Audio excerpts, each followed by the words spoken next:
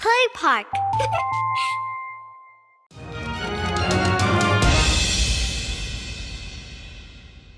Malaki at malakas at magandang gabi sa lahat ng mga viewers natin dyan dito sa stream. Oras na mga kaibigan, panahon ng digmaan, and I'll be your shoutcaster. I am Shimbu with the one, for an eye, live here dito sa Play Park All-Stars 2018 kick-off stream this time, featuring the City Under Siege for Play Park Rising Force Online. Medyo nagmamadali tayo mga kaibigan, huwag natin patagalin to kasi may nagaganap na laban ngayon. Team Malungkot versus Team Immortals here for CUS Pasig City. Operator, ipasok mo na ako in-game, ladies and gentlemen. This is the fight. At makikita nyo kagad na may Blaze Pearl na binitawan dito. Pero do take note, actually hindi ko mabantayan sino dito sa green icons, kung si Gamma ba o si Omega, kung sino dun yung Immortals tsaka yung kung sino yung Immortals tsaka yung Team Malungkot. But do take note, ladies and gentlemen, na 1-1 na po yung sitwasyon natin ngayon. We are nearing to the quarterfinals sa ating challenge. Mamaya i-discuss natin yan, i-detail out po natin yan sa inyo at sa mga viewers natin. But you could see the Team Gamma here, they're getting focused. I think a few hits from there's na kahit na manggagaling mula sa torre dito. But the Shielder should be there. Dalang kanyang Hora Knife, ladies and gentlemen, as Slash has been put in. And there's still a few Shielders taking the leads. Lalo pat meron din yung mga double cards natin ditong Cora, mga kaibigan. I think Team Immortals yata yung may hawak dito na nga. At Team Malungkot yata yung Cora dito, habang yung Team Immortals naman yung nasa, Cora din naman na naka-chaos dito, kaya pala medyo magulo. Pero what we can see here is the tower has been taken down. Another reload for the tower. Shielders pa rin ang usapan dito. Hora Spear on top of that Fair Blaze. At unang babagsak dito, isa na namang Shielder mula sa team ng Omega. We're gonna be closing, actually we're gonna be going in here. At mukhang natapos yung timer natin. Team Malungkot, as announced by the GM, wins the third round. And for the series, 2-1, ladies and gentlemen. So nag-bops off na mga kaibigan. I think pumasok na tayo dito sa ating game. Tuloy-tuloy lamang to. Napakabilis kanina nung natunghayan yung laban kasi round 3 na po yun, okay? Game 3 na po yun ng ating match between Team Malungkot versus Team Immortals. Alright? So this is round 1, okay? Or let's say game 1 of this best of 3 for this match in this quarterfinals. 5, 4, 3, 2, 1. Go, ladies and gentlemen, it's gonna be Bellato versus Cora. Kitang-kita naman mga kaibigan natin. Chicken foot with Cora. They're slaving here towards the left. Sasabat yung Bellato dito.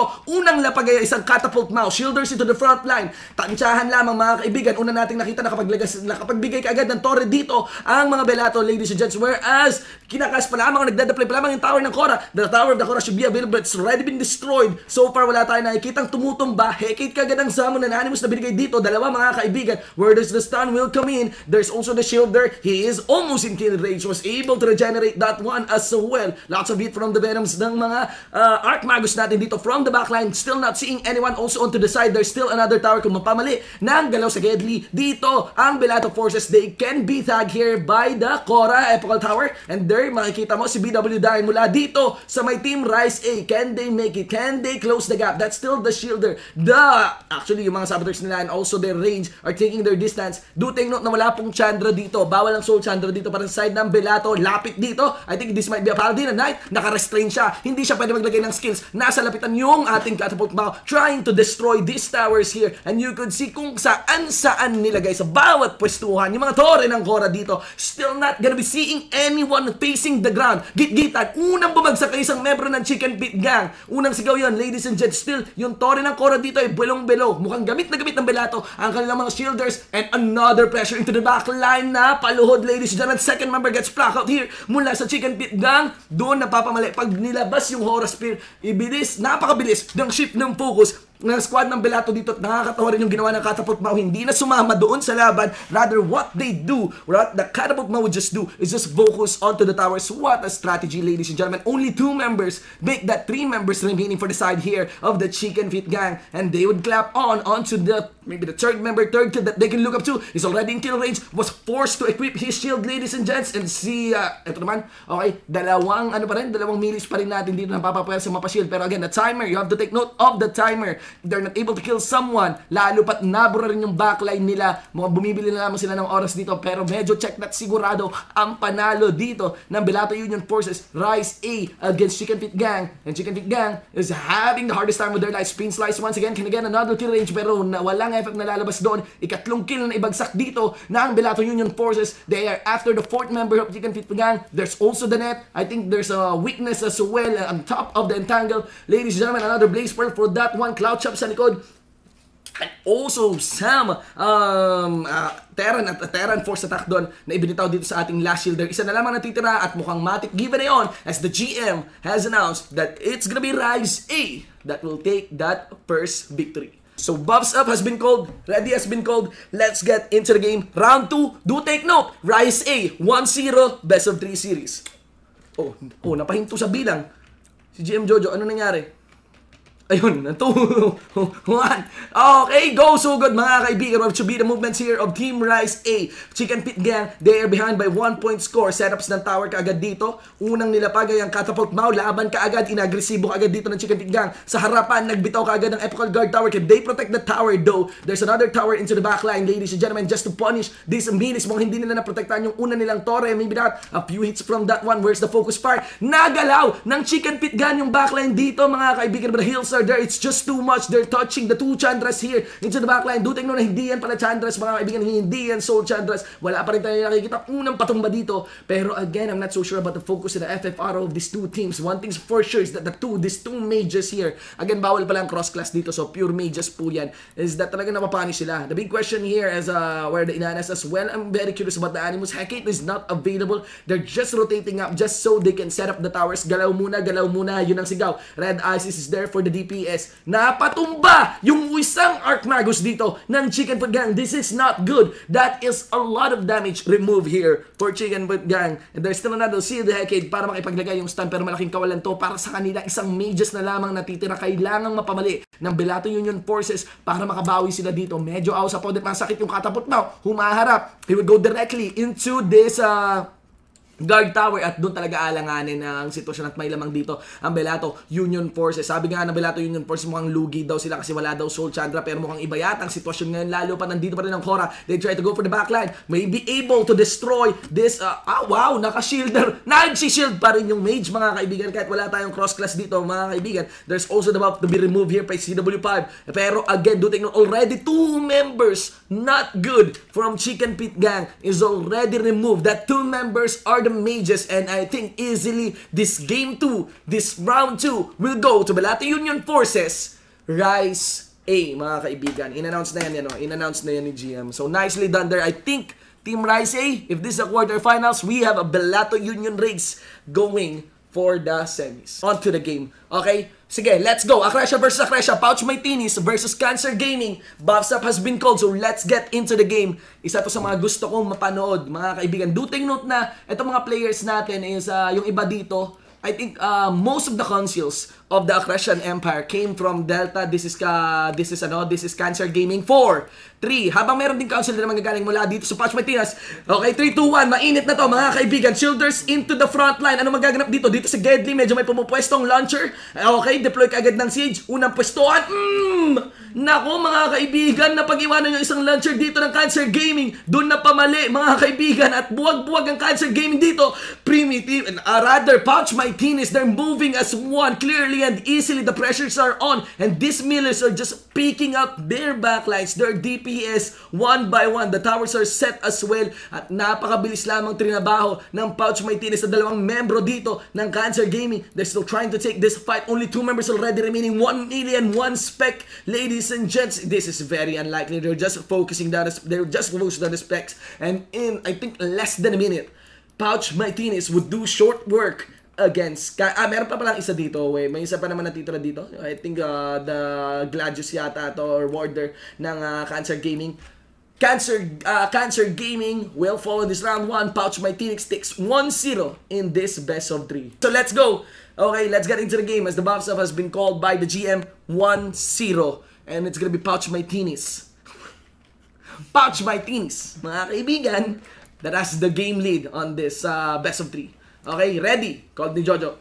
Round starts in 5, 4, 3, 2, 1. Let's go mga kaibigan, bantayan nyo. Most of them are strafing actually towards the right. Diretso yata yung mga gunners dito. Nag-siege na kaagad at diniretso nga talaga yung gunner, pero may net yata na binitaw sa kanya at mukhang may tutumba kaagad mga kaibigan na shielder. Inignore yung shielder, diniretso yung spec at hindi nila matayatay at magalaw-galaw yung gunner dito ng Cancer Gaming. Nilalapitan din ng Pouch Martinez yung mismong tore ng Cancer Gaming, pero marunong ang Pouch Martinez na umatras. Hindi na nagalaw yung gunner dito, ladies and gentlemen. And mukhang unang tutumba yata yung spec dito ng Pouch Martinez, ladies and gentlemen, pero do take note na meron ding siege na nakadeploy dito ang Pouch Martinez. Cancer Gaming will try to go for an answer. They still have their spec on one of the gunners. No, one of the buildings is already destroyed and they have to go for the front line. They go for another spec. The back line siege kit here of Cancer Gaming has been removed as well, and they would clap onto another melee. The tower still should be available. Tumatakbo yung spec dito papunta sa may Gedli habang pinepwestohan siya syempre ng ibang milies dito ng Cancer Gaming. Kaya pa ba mabawi ito ng Cancer Gaming, ladies and gentlemen? Hype na hype ngayon at nagkakaingayan sa Orion as Pouch Martinez would clap onto the tower of Cancer Gaming. Nandito sa likod yung Cancer Gaming, isang bash explosion na ibinitaw dito sa spec mga kaibigan at isang pressure din. There's also the net. It's gonna be a 2v1. Mukhang tinatamaan dito yung spec mismo ng Torre mga kaibigan. The debuff should still be on sa likod dito ng spec ng Cancer Gaming. Nako, may nagbabadyang mga milis at mabilis ang trabaho. Dapa sa lupa yung spec dito ng Cancer Gaming. Only 2 members are already remaining. One, is this melee? No. Ano to? Launcher. Umupo mga kaibigan. Nag-meditate Cancer kung Cancer Gaming, ladies and gentlemen, para dito sa ating CUS. 2 members are already remaining, very unlikely to win this one. I think they're putting up the final show for this game. So you can see that the spec of Cancer Gaming should be removed. Only 1 member remaining, but this is clearly in the bag by Pouch Martinez. The finishing move should be a mangle. And in this best of 3, congratulations once again to Pouch Martinez. So accretion here is Shadow Legion. Okay? And of course, ang Cora dito ay Angel's Burger. Okay, round starts in 3, 2, 1, go! Akresha versus Cora. Labas ang usapan mga kaibigan. Kanyang buwag. The situation is 1-2-2. Pumesto dito sa Gedli Spec. Sinamahan ng Warrior mga kaibigan. Nilapitan sila ng Paladins and Knight dito. Also followed up by the Archmagus. Rather a false. Unang bagsak dito ay isang Hecate. Pero mali yata ng papatargets nila. Lalo pat milan target nila dito. Nakapagtayo na ng Torre. Ang Akresha dito mga kaibigan. May kumpulang Cora. They would collapse onto the tower first. I'm not seeing any siege. That is really interesting. Only Spec and din nila dito mga kaibigan. Hindi muna nagsisiege si AR08 dito. Ladies and gentlemen, mula syempre sa Shadow Legion, wala pa rin tayo nakikita unang dapa mga kaibigan na merong ibang naka-chaos spots. Malupit, nag-chaos spots pa yung ibang Cora dito mga kaibigan. Napamali, napindot yung chaos spots, hinignore yung Torre, buwelong-buwelo yung Torre mga kaibigan. Unang dapa dito would be 1 mili, maybe a Paladin here mula sa Cora. Holy Alliance, Angel's Burger, unang kagat, tinapay lahat mga kaibigan. Of course, you have to observe, 4 pa lamang natitira dito mula sa side ng Angel's Burger. Humihingi lamang ng order itong Accretion Empire. Bobs has been removed as well. There's the weakness restraint. Hindi makaskill itong warrior ng ating Accretion Empire. At bayad na bayad itong Toreng to. Tingnan nyo naman, trabaho kontra trabaho. Overnight shift, ladies and gentlemen. And again, there's another tower by the Cora Holy Alliance, which is a big mystery. Bakit ngayon lamang lumabas? Only 3 members are remaining para dito sa Angel's Burger. Makukumpleto. Rather may 4 pala. Yung isa lang naka-chaos. Mga kaibigan, debuff is still on. I think you see someone actually na napatumba dito. Mga kaibigan, 3 na lamang natitira. And Shadow Legion is showing up perfectly. Here comes the Red Siege Kit. Meron ding Torre dito sa Gedli, mga kaibigan. Medyo easy na to. Na-restrain si AR dito, so no compound, no chain rocket as well. That will come in, but the damage should still be available. Ginawang pit boss yung Cora sa gitna. As you can see, how many towers has been established here by the Shadow Legion. The biggest shoutouts sa mga players na nanonood ngayon sa Corion Gate. Naiinggit ako sa inyo. Kung ako nandyan, nagkakahiyawan na tayo, ladies and gentlemen. Let's go into the screen. The countdown has been set. 2, 1. Angel's Burger versus Shadow Legion. Naka-jetpack pa! Naka-jetpack pa yung mga kashin. Ang galing Jumetpack mga kaibigan. So nakita natin move as one ang galaw dito ng Angel's Burgers, pero na-net yung isang ano nila dito, yung isang backline nila dito. Ang ginagawa ngayon ng Angel's Burgers, they're going to hunt down the towers, pero may isang toro ulit na napwesto dito sa bandang dulo. Let's see what will be the movement here of the Shadow Legion. The best way to go is actually to protect the tower, but maybe take the fight. They're focusing again the one gunner here into the backline. There's also the net. Tumba siya kaagad. Nice momentum here para dito sa Angel's Burgers. Binasag muna kaagad ng isang melee dito yung tore, pero mukhang naiiwanan yung isang backline nila dito. Mga kaibigan, there's still the tower 1 tower available. The spec should still be available. They're focusing the second gunner here. Maybe the spec, hindi ko alam kasi naka-launcher sa my guess is this another gunner. Ladies and gentlemen, and they have 2 milis now to take this fight. Meron nga bang Cora na napatumba again? Merong Torre na nagde-deploy dito ngayon for the favor of the Cora Holy Alliance. Ladies and gents, may ikot nga ba na pwedeng lumabas? Again, isa pa lang natitira dito. The tower is still there. There's also a lot of it. So, chain rocket ba yun?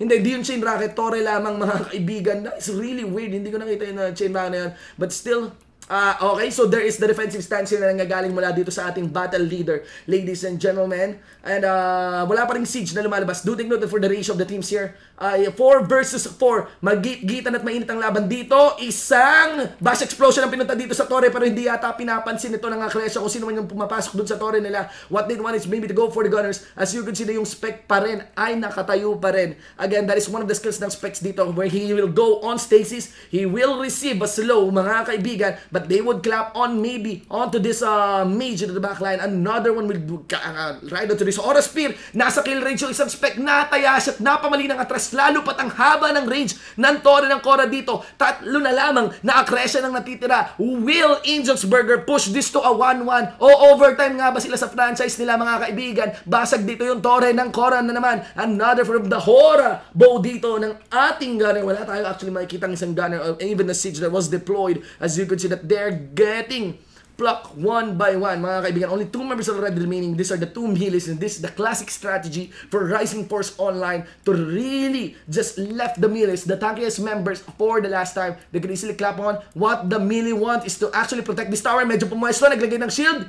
Mga kaibigan, buwelo rin yung Hecate dito sa Intense Epical Guard Tower. Horror Spear has been casted. 5k onto the pressure. Mukhang hindi na nila maaalagaan itong torrent to, mga kaibigan. Ang daming spec pala na nilagay ng Shadow Legion dito. Naka-ano rin pala tong naka-mili-spec rin pala yung isa. Yun ang problema, mga kaibigan. Slash onto the tower, another pressure, almost 6k onto the damage, but without any shield, he should be vulnerable. Red Isis, Red Animus has been summoned, so there is that. Ayun pala ang cheese ng Shadow Legion. Let's go into the game. The get ready has been called in by the GMs, mga kaibigan. Pumupwesto dito yung nagkakapustuhan lamang dito, yung Team Shadow Legion. And of course, there's also, I think, nagkakabatian muna. Parley, mga kaibigan. And handshake. Move to the center. May picture taking bang magaganap? Ba't pinapa-move to the center? Balik sa corners. May move to the center, tapos balik sa corners. Pang ganun si Jojo. Ang galing. Handshake. Oo, diba? The best talaga. And alright, I would like to take this time as well to send a big shoutouts to Rumble Royale community, to Game On, and of course, sa mga iba pa nating laro na natunghayan nyo dito sa ating Play Park All-Stars 2018. Kick-off party pa lang to, mga kaibigan. Kick-off pa lang. Hindi pa to yung full event. Intro pa lang to. Introduction pa lang to, pero gano'n na po kainit itong ating laban at itong ating natunghayan ng mga laro ngayong araw, and of course ngayong gabi, this time for Play Park RF Online. Final round, okay? 1-1 Shadow Legion versus Angelsberger. Let's go! Mga kaibigan, again, the spec strategy here of the Shadow Legion Guild. Some of them would be strafing towards the left. They have the jetpack on. Mobility should be available. Epical Tower na binitaw kaagad, mga kaibigan. Tapos yung battle leader nila, nag-stasis kaagad ng napakaaga. Pero peking stasis lamang yon as actually, naging available kaagad yung Epical Tower dito. Pero may 2 mili kaagad na sumusugod. Pero sa likod, mga kaibigan, hindi nabatay ng Cora ang kanilang backline. Ladies and gentlemen, the Hecate should be removed. Another tower has been deployed. Rotate and rotate, then just build the towers in. But can there be a casualty? Naku, nakikita natin yung isang mili-spec dito, mga kaibigan. At nako-corner yung Cora Holy Alliance. Where is the DPS? I'm still observing for that one. Okay, andito si CW09, ladies and gents. Dumidiskarte yung Cora. Ito yung malaking dihadot. Lalo pat wala silang masyadong torre na nailalagay. Meron lamang isa pero on the process of getting destroyed. 3-1 onto that another tower. There's also the spec standing up. Ladies and gentlemen, 5-5 pa rin ang sitwasyon natin ngayon. Isang Cora kaagad na napatumba dito ng Shadow Legion, mga kaibigan. They have the upper hand on this one. Tower once again. And this shielder is actually stuck into the corner. There is the recovery deny as well na manggagaling mula sa ating spec on top of the net. Dalawa na kaagad yung tanggal dito. Tatlo yung sitwasyon. Shadow Legion is eyeing the semifinals. There's also destructive shot dito sa torre. Another cloud chop. Auto attack. Horus Spear. A slash as well to finish the tower. And it should be an easy work here para sa Shadow Legion. Spin slice on top of the slug flat. Another pressure as well mula dito sa melee ng Korra. They're able to remove one member of ACC, mga kaibigan, as the ACC are being kept busy to destroy these towers. Pero again, they still have one spec available. Number ratio is 4 against 3. Can they turn things around? One spec should still be available. Malapit sila dito sa torre. May net pa rin na connect. Napansin, inilabas ang RSK, mga kaibigan. Chain rocket sa mukha na napakabilis na bura. And you could see only 2 members already remaining for this one. 2 shielders. And they have no damage. Make that one last. The road to semifinals is real. And the team that will step up on that one would be Shadow Legion. GGWP. Sino sa palagay nyo? Ngayon ang maglalaban po ay Bellato versus Korra on the semifinals. Team Malungkot versus Team Rise Above. Tama ba yung tawag ko? Team Malungkot versus Team Rise Above. This is really exciting. This is really exciting. Again, we are live as well here at the Play Park office. 500 million viewers. Hanggang laro lang ang trash talk. Mga kaibigan, let's go into the game. As the countdown has been laid out. Let's go! Team Malungkot versus Team Rise Above. Everyone would enter the arena, the Lemon Arena for this one. Move right, move left rather dito ang Bellato Union Forces. But they would clap onto the shielder. Naku, nag-burn yata yung mga cooldowns dito. At masyadong nasa harapan yung mage nila. Baka mahuli sa net to, mga kaibigan. Dito sa Gedli though, or the towers na ikas pa rin, mga kaibigan. Maduting note, that should be the power of this catapult. Now, may una yata tayo nakikitang natumba. Hindi. Tanging mga Blaze Pearl lamang yan. And also the Meteor Swarm, which should be available for that one. I'm also seeing a lot of debuffs as well. There's also the player, mga kaibigan. Pressure to get the finisher. And remember, make the 2 members, 2 mages of the Bellato Union was removed here by the Korra Holy Alliance. Nakalamang sila sa torre. Na paano, mga kaibigan? Doon nagka-problema. Only the spec here might be the Mao driver. At mga kaibigan, nakakalamang po sa DPS ngayon yung Korra Holy Alliance. It should be an easy work once again dito para sa ikatlong membro ng Bellato na mawawala, mga kaibigan. Make that the last membro. Bumaba na rin siya sa kanyang Mao. And just like that, Team Malungkot would take game 1. Korra Holy Alliance would take game 1 against the Bellato Union's Rise Above. Let's get into the game. Timer right now. Countdown is in 3, 2, 1. Let's go! Exilium versus Acer, mga kaibigan. It's Korra versus Bellato. It's a full-blown fight. Do take note that it's gonna be Korra that has the advantage right now in this best of 3 series. Tingnan natin as the Bellato will take the full fight on this. Nalagyan ng torre sa likod ng ang Bellato Union Forces, mga kaibigan. They might go for the sandwich here. I'm seeing another Meteor Swarm. They're still targeting the mage here. It's a BMO8, mga kaibigan, but the life should still be available, but they're sitting under the tower. So the melee would be forced on taking the damage for that one. At napatumba na nga yung isang unang mage dito ng Bellato Union. Another tower has been laid down. Where's the damage mula dito sa catapult? At mapapansin nyo nga na hindi talaga pinapansin yung catapult dito. Kung kaya mo, kung di ka kaya, basagin yan, especially with the pot rates and the damage of that one. It should be an easy work. As you could see, na talagang hinuhuli lamang yung catapult dito. At napakadaling pinagtatatanggal ng Exilium ang membro dito ng Acer. It's 2-0, mga kaibigan. Napakabilis. Korra Holy Alliance is very threatening. Team Malungkot, Exilium will go to the finals. Buffs up! Triple exclamation point. Ladies and gentlemen, semi-finals. Akresha versus Akresha. On to one of our side, it's gonna be Shadow Legion mula sa Proxima server. Whereas on the Novo server, it's gonna be Pouch Maitinis. Laban na, mga kaibigan. Unang torre kagad na binitaw dito ng Pouch Maitinis. Nagkakambahan sila. Pinoprotektahan yung torre nila. Mga kaibigan, nasa harapan din yung spec. Mainit ang dance floor dito. Gustong makasigurado na makakuha ng 15-15. Yan ang usapan nila, mga kaibigan. Tino-throwing knife yung tower. Tino-throwing knife yung tower, mga kaibigan, at tower versus tower ang labanan. Lalo pat pumasok din yung Pouch Maitinis dito using their tank, pero they get bursted. Lalo pat na i-deploy dito ang unang chain rocket compound chain ng Shadow Legion to destroy one of the minis here of Pouch Maitinis. They're pushing to a corner. Tower should still be available onto their back. Ibigay na itong tower dito sa ating bandang kaliwa. Lumalapit ang Pouch Maitinis Alpha Team. 4 members already down here, pero duting na nakapita sila ng isa mula dito sa Team Shadow Legion, mga mga kaibigan, nabagsakan ng isang bash explosion yung isang membro dito ng Shadow Legion, and Pouch Martinez may have the advantage on this, pero nagkahiwa-hiwalay at pabuwag ang galawan dito ng Shadow Legion. Una nilang sinusundan, nakita yung isang melee dito. Do they have the net? Naku, tumba! Tatlo na lamang na membro natitira dito para sa Shadow Legion. Hindi yata, mukhang dalawa na lamang. Only the Gunner, and Gunner versus Gunner, and the other Gunner will win. It's actually Pouch Martinez. So, yan mga kaibigan, isa ang natitira, and this might be the story for Game 1, Round 1 in this second semifinals. Pouch Martinez, nag-stealth siya mga kaibigan.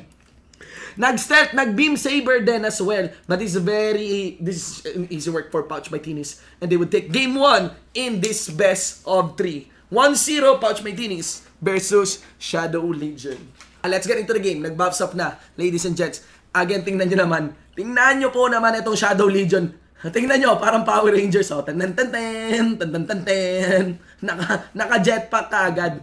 5, 4, 2, 1, mga kaibigan, let's go! Pouch Martinez versus Shadow Legion, 1-0 na in favor of Novus Server. Pouch Martinez, pwesto dito sa right side. Naglagay ng Torre kagad yung Pouch Martinez, pero gusto nilang basagin kagad yung Torre bago pa man lumabas. Mukhang may mga corner dito, but the net should not be available. Pressure is on, nanggagaling mula sa Pouch Martinez. At napapa-atras yung Shadow Legion dito. Na paano mga kaibigan? Nako! Hindi sila nakabuelot nakakuha dito kaagad. Pero binasag kaagad muna ng Shadow Legion yung Torre dito ng Pouch Martinez. There's still the spec doing short work for that one. And of course, the net should be on. Naburat natanggal ng Pouch Martinez ang ikalawang membro dito ng Shadow Legion. This might be an easier game compared to that Game 1 earlier. The tower is still again available. And this is not good. Ladies and gentlemen, huling membro na ng Shadow Legion yata natitira dito. Rather, tatlo pa naman mga kaibigan. That's one shield there. Medyo makunat pero already in kill range. He was able to regenerate. Where's the debuff? There's still the net, double net. Okay mga kaibigan, dapat harap sa lupa ngayon yung ikatlong member dito ng Shadow Legion. They have to walk away just to buy time. And ladies and gentlemen, mukhang natatanaw na at nanonostra na ng Pouch Martinez Guild yung 15-15 mga kaibigan.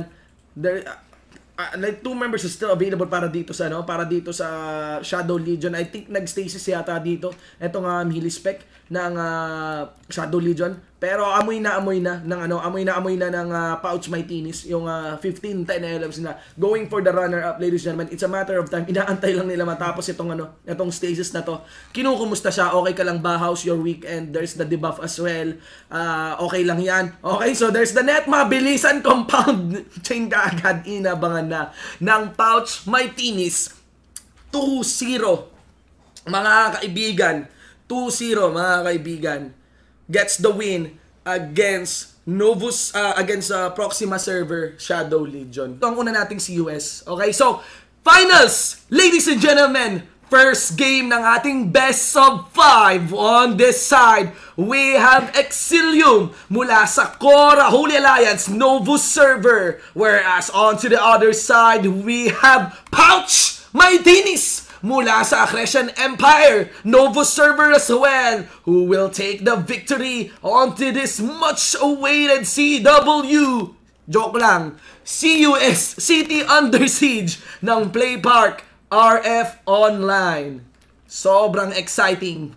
3, 2, 1, Game on! Let's go! Ladies and gentlemen, unang galaw, ano kaya? Kanya-kanyang tansyahan, shield up for both of these two teams. Una, naglagay kagad ng Torre onto the left and right side would be Pouch Martinez. Nasa harapan dito si AW04 where the debuffs, millies on millies, throwing net mga kaibigan para lang ma-proc dito yung kanilang mga bots. And another siege kita binitaw dito sa kanilang shielder. Nako, in kill range, half health mga kaibigan. Pero may nakikita ba tayong dumaba pa? Hindi siguro, may mga Torre pa rin, medyo even at medyo may lamang ang Pouch Martinez sa pwestuhan ng Torre dito mga kaibigan. Hekates are still up. Wala tayong nakikita nakadapa pa rin dito sa ating laban, dito sa CUS natin. Another pressure onto the Hecate. They're going for the Animus here. The debuff should still be on. But let's see here, AW05, AS04. That's gonna be the dodge. That's flat mga kaibigan on top of the entangle. Nandito rin sa pistuan si AR05. Medyo nagkakaingatan itong dalawa. Walang masyadong agresibo pero dito sa likod may isa ng Cora tayo nakita. One member of Exilium already down. Gonna go for the fuss. Gonna go for the Animus. And they would also put in the net dito sa isa pang shielder natin. Mga kaibigan, still there is the mage dito sa ating likod din. And the siege, hindi siya napapansin dito. Tinathrowing knife lamang siya.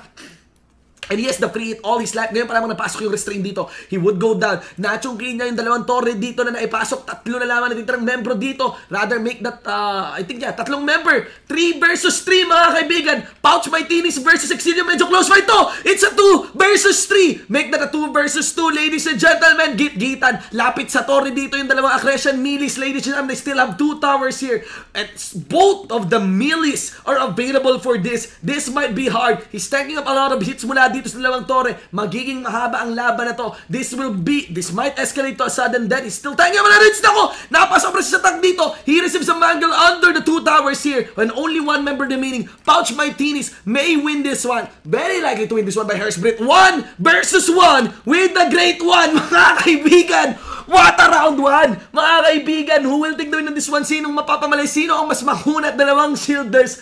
Paano to? 1 player per team left, ladies and gentlemen. There's gonna be the heat. Malaking tanungan, ilang stack ng pots ang nandito? Ubusan na yata ito ng pots, mga kaibigan.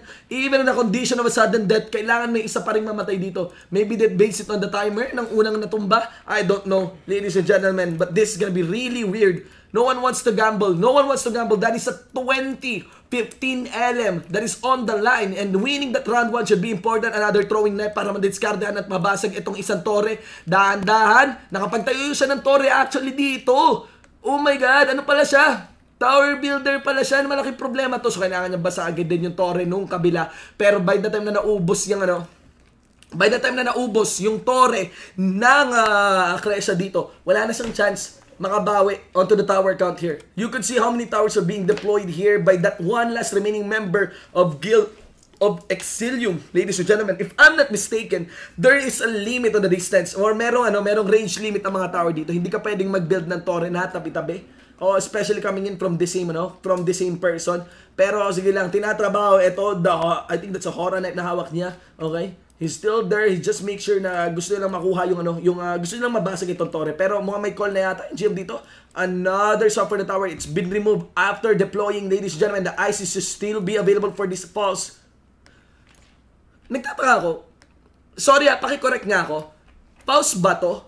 Bakit nakakagawa to ng torre tapos may ISIS na red?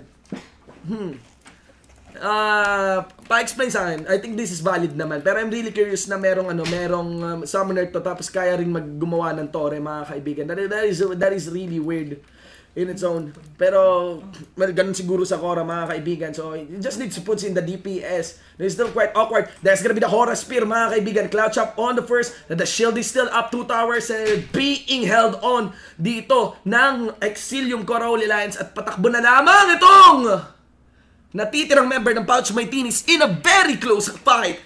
It would be Exilium that will take round 1 in this best of 5 series finals ng City Under Siege. Round 2 na po and 1-0 for Team Exilium. Okay? For Team Exilium, Korra Holy Alliance. 1-0 na. Okay? Against Pouch Martinez. Akresha Novus server. 1-0. This is gonna be very lit. Okay? Meet at the middle. Ito, tingnan niyo yung handshake, oh. Meet at the middle, oh. Meet at the middle.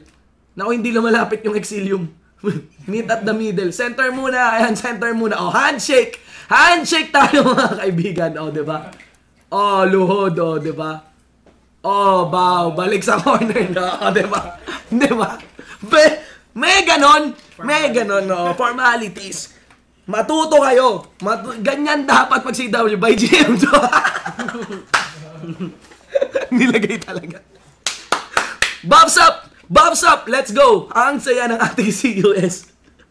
Man, kayo lagi niyong tinatrash talk si GM Jojo. Kayo ba? Kaya niyo ba maisip yon? Magpa-tournament na may handshake? 3, 2, 1! Let's go! Mga kaibigan, Game 2, Best of 5 Series, a finals of CUS, Pasig City Leg, Touch by Tini sa Akresha versus Exilium, Korra Holy Alliance. Unang torre kagad ng Akresha dito na focus. Doon naman ang strategy ngayon ng Korra Holy Alliance, Exilium. They don't want any towers to be deployed onto the side. Naku, medyo natataya yung isang melee dito at nakapag-deploy pa rin sa likod naman itong Akresha Empire ng isang torre Cora then as well onto the melee. The restraint has been burned already. Pero do take note, this is actually gauging for the towers into the front line. A Horus Spear wielding Cora would go for the backline damage. Pero tingnan natin kung sinong unang mapapatumba dito ngayon. Another DPS dito sa isang membro and shielder ng Cora, mga kaibigan. And a restraint again.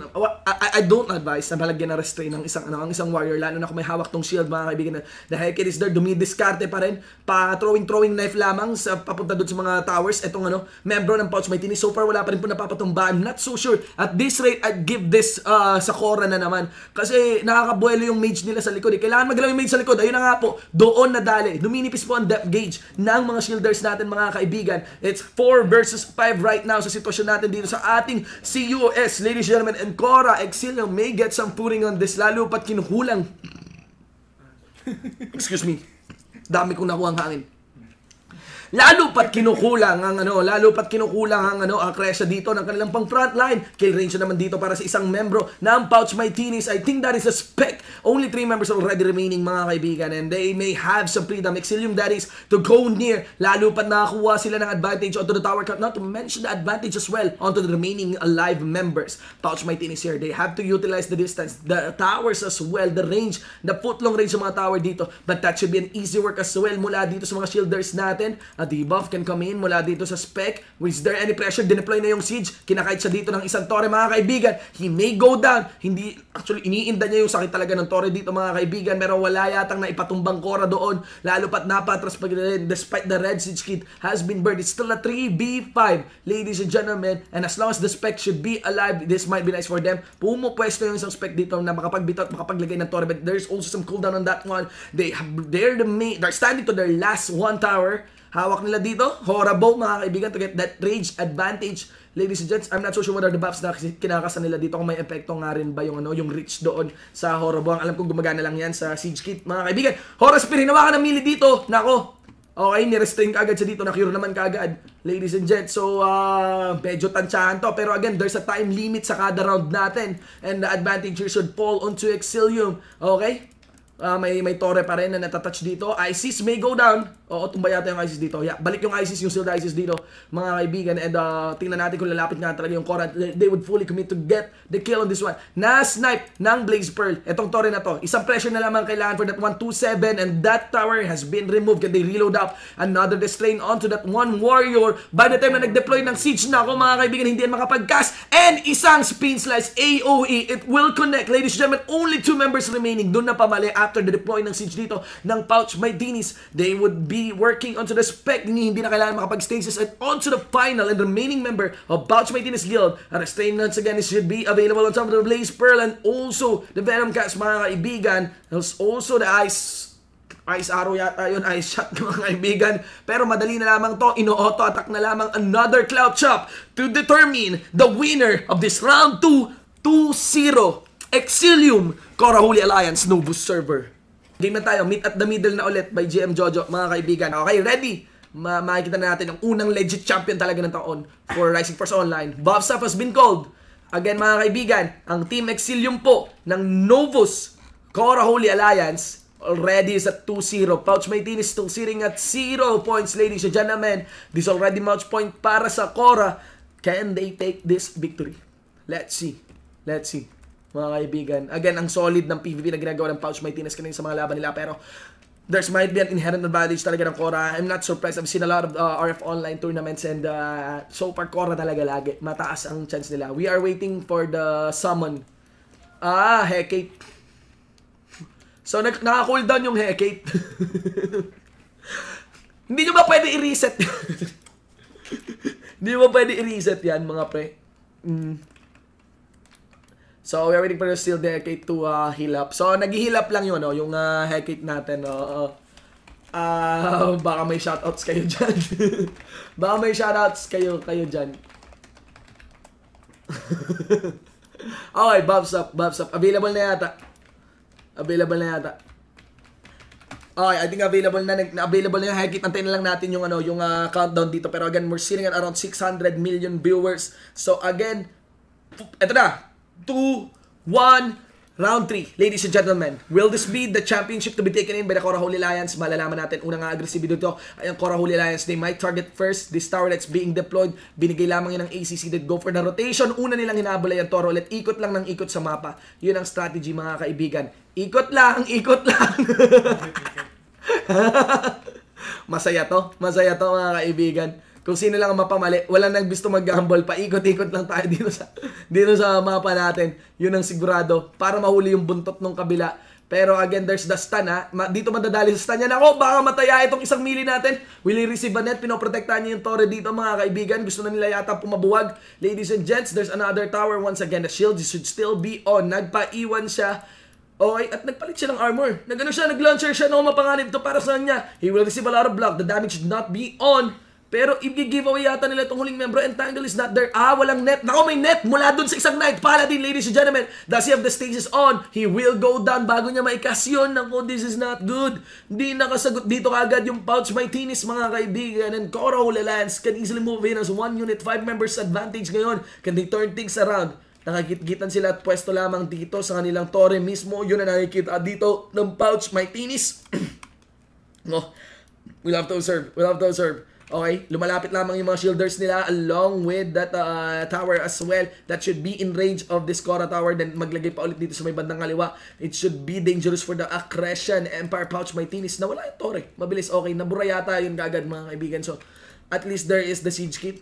No, kailangan nila utilize talaga yung siege kit dito. So, stand up lamang, mga kaibigan. Gusto na rin ipanalo to talaga clearly ng Exilium. Lalo pat they're just 1 game away on becoming the first champion ng CUS. Ladies and gentlemen, you'll have to observe, 2 Hecades are up. There's also 1 Inanna for the tanker. And they buy time. Do take note na may time limit po. Itong ating game. 3 minutes left. Okay, may timer na lamang. Naku, baka nagbibilang na rin, no? Pag umabot tayo ng 3 minutes left para dito sa mga players natin na nandyan sa may Corion, Pasig City. Ay, napapatras pa dito yung Cora. Kumukuha sila ng timing. Binabantayan nila. Nag-unsiege yung gunner. Lalapit nga ba sila? Okay, yun ang malaking tanong. The tower should still be available. Okay, kanya-kanyang gitan, microhan, mukhang maladot at ang galawan dito. Itong mahirap sa mga MMOs, hindi ganun ka-evident ang microhan, mga kaibigan. Pero still, RF has the capacity to provide that one. Naku, ibibigay ba nila yung Torre dito? Rather, nililapit nila yung Torre. Pero ayun, dumiretso na yung Cora, mga kaibigan, at pwersahin na nila ito. 2 milis into the front line. Will there be any casualty? The tower should still be on. Ikatlong membro ng Pouch Martinez ay natanggal na, mga kaibigan, at wala pa rin na-post dito ang Pouch Martinez. Non-blocking any members of Team Exilium. Last 3 na lamang on this CUS, and I think eto na, YOLO na to para sa Pouch Martinez. Ilalaban na lamang nila. As you can see, left and right members of the Accretion Empire are kissing the ground. And ladies and gentlemen, to the battle for glory. The first champion of the City Under Siege series, Pasig City leg, it's gonna be Team Exilium Cora Holy Alliance. Congratulations! This event is made possible by PlayPark Philippines and of course by NVIDIA GeForce. And that should be the conclusion ng ating Pasig City leg ng City Under Siege 2018. At ako po nakasama nyo dito sa ating stream. I am Shibu with the one for an eye and esports shoutcaster. At ngayon, kasama nyo dito sa PlayPark RF Online. Good luck sa PL, PBPT, PK, Quest at Farm. Magandang gabi at hanggang sa muli.